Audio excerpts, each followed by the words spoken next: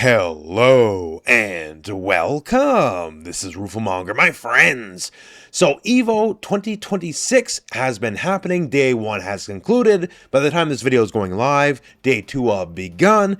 And even though, the biggest of the big reveals are probably yet to be done just yet, that will probably be EVO Sunday, we still got a lot of really cool news to come out of EVO Vegas so far. And there's a lot of stuff like, hey, Magneto is playable now. We'll have more info on him shortly on the channel. We got a lot more gameplay, we got a lot of reveals, we got a lot of great stuff, and we're going to get into all of it. But first, a word from our FGC sponsor. Hey folks, so if you're looking for international events to visit, you can't go past Australia as a destination, and the biggest event there is on next month. It's BAM, or Battle Arena Melbourne. There's still plenty of time to sign up for the big events with the Australian community and have a great time. It's the next Capcom Pro Tour Premier event for Street Fighter, a challenger event for the Tekken World Tour, the only Virtual Fighter Open Championship in the hemisphere, plus SNK Championships, Granblue Fantasy Versus World Tour, and the first 2 XKO Challenger event in the region. The BAM team always puts on a quality show, as they have done for many years now, and there's lots of fun to be had whether you're in the tournaments, across casual free play, fun side events, artist alley, indie games. It's a fighting festival. And hey, check out the Koala Kuma. For more information on Battle Arena Melbourne 16, please check out the video description, and thank you very much for BAM for sponsoring the video. Now, actually, one of the biggest announcements was just before EVO itself. Humble BlazBlue. So there hasn't been a new BlazBlue, frankly, in quite some time. The latest revision of it, Central Fiction, it's long in the tooth, just to call it for what it is. And we had some spin-off games like Entropy Effect, which I've been told did a lot better than you would expect. And then all of a sudden, the big announcement, hey, BlazBlue Central Fiction, this frankly quite old game, is getting an all new character. Yes, a new DLC character for a pretty old game, and that is definitely more than a bit odd. So a lot of people are like, we want more BlazBlue, we want more BlazBlue. Hey, literally, here is more BlazBlue coming your way. Now, is this new character a prelude to something else, like say an all new BlazBlue game? Who knows? Although I feel like it has to be something. They wouldn't just do this for the sake of doing it, but we'll find out more later on in EVO. But now, let's talk about EVO proper. How about some news that opened EVO? Hey, who's that guy on the screen? That's weird. Yes, I had the privilege to help open up EVO with the Dead or Alive exhibition. We have Dead or Alive 6 last round that just came out. And one of the things that we knew about the game, yes, it's very much classical Dead or Alive 6 with a new coat of paint, but we knew that we're going to be getting all new characters. And now we know just a little bit of what's going on, a little bit of a hint of what is to come. So our first new character to Dead or Alive 6 last round will be an all new character to the series named Minato. Now, who is she? What will she do?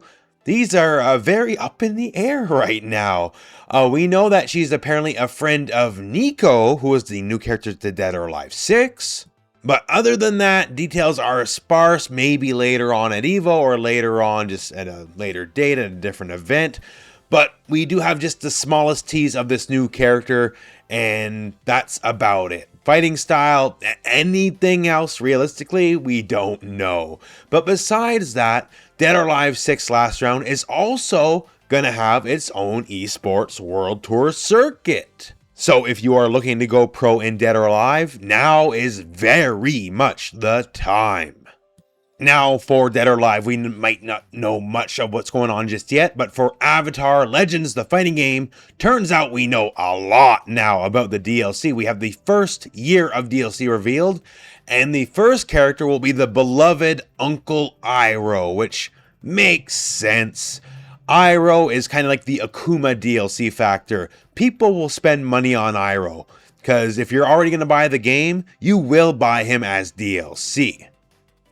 So every character has a small little description, because a lot of these characters are simply not done yet, but they do refer to Iroh as the Dragon of the West, as he is known. So expect some sort of fire breathing, and that they note that he's a very different kind of firebender than you might expect. considering Azula and Zuko currently are hypermobile. Iroh definitely a little less so. Almost certainly, at least hopefully, like a wizened old master, slower kind of character. Next up, the probably most likely DLC candidate besides Iroh himself, Ty Lee, the Chi blocker.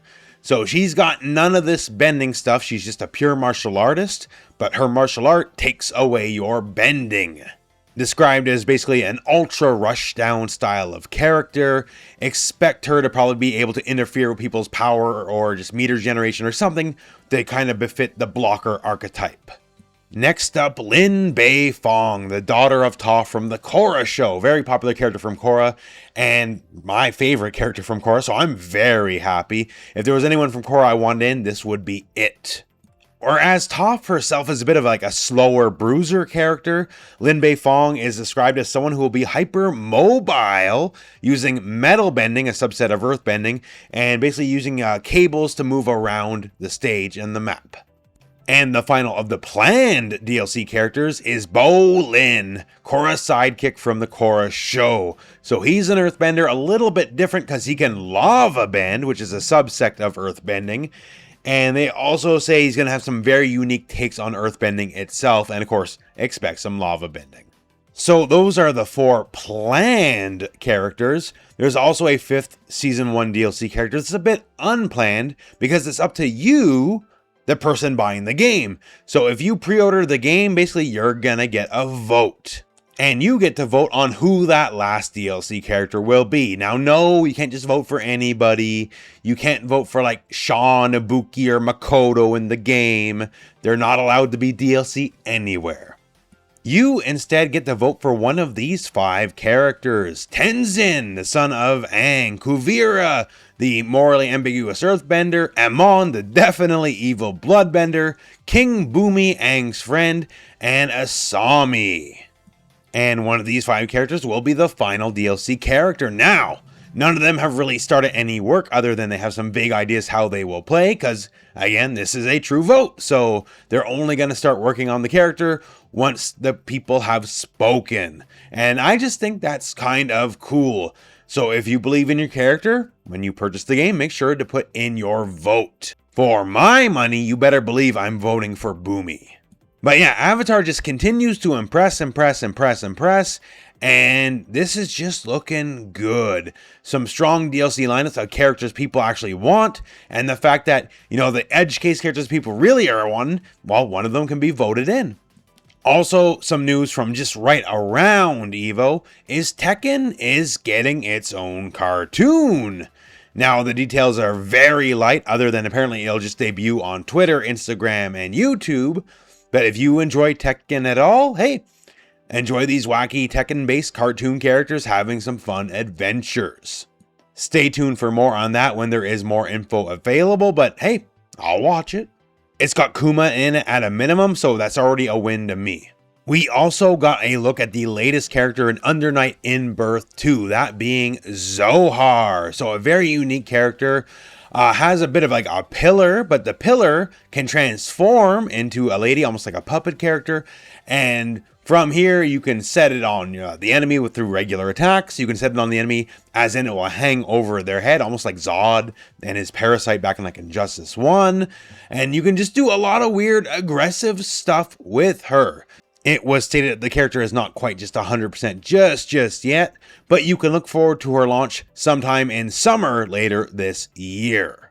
We also got a content roadmap for Rivals of Aether 2, and looking pretty juicy, new characters, new events, stuff with like Steam Workshop integration for characters and like just anything you could want, custom colors, guest characters, especially because that guest certainly looks like a certain Shovel Knight that I've seen before. Shovel Knight was in the original Rivals of Aether, and it looks like they might be returning for Rivals 2. But all in all, it looks like there's plenty good stuff ahead for Rivals 2. So that's a lot of the major details from EVO Day 1. There's going to be a lot more news throughout the weekend. Of course, the big finals day on Sunday. Expect some, decent to medium to big reveals on site. Like, hey, the Bob trailer for Tekken 8, more than likely. Something from Capcom or Arc System Works. something from Sega, that would be lovely. In fact, from Sega, we do now know is guaranteed there will be something for Virtua Fighter. We don't know what yet, but they've been teasing it on their socials. And rest assured, whatever else happens this EVO weekend, you will find it here on the channel. We're going to cover everything because this is some big news time. Lots of cool stuff is going on in the world of fighting games. So stay tuned to more. Like I said, we talked about Tokon. Expect something on Magneto very shortly. And other than that, my friends, that's it for me and that's it for the video. So thank you very much for watching. Hope this video has found you well. And go out and play some fighting games.